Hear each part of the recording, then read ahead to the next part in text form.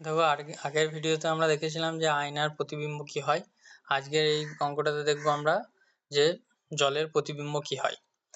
তো বলছে একটি ঘড়িতে সময় 3:15।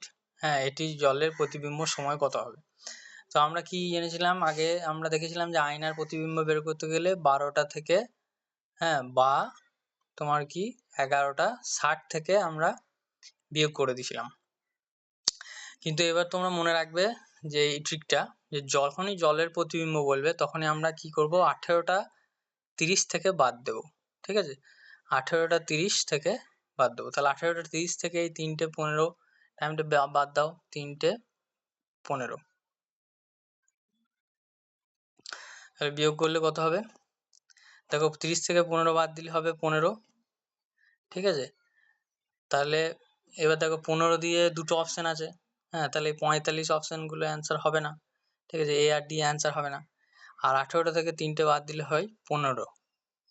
এবার 15টা 15 মানে কটা?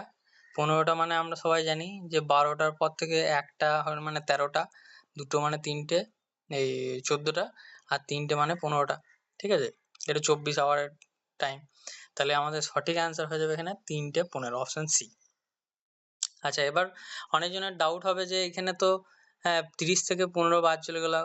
আগের ভিডিওর মতো যদি হতো যে 15 থেকে কথা কথা আমি দেখো এটা তো বলছি যে এটা যদি 15 না থেকে এখানে 45 থাকতো, 3:45 থাকতো, তাহলে তখন আমরা কি করতাম? 30 থেকে তো 45 বাদ দেওয়া যায় না।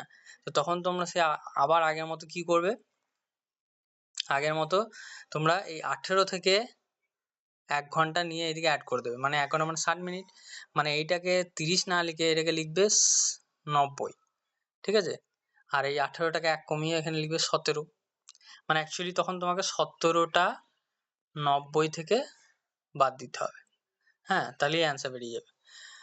যদি জলের প্রকৃত টাইম দিয়ে, এখানে যেমন প্রকৃত টাইম দিয়ে জলের প্রতিবিম্ব জানতে চেয়েছিল, যদি জলের প্রতিবিম্ব টাইম দিয়ে দেয় তারপর প্রকৃত টাইম জানতে চাই, তাহলেও এই একই নিয়ম।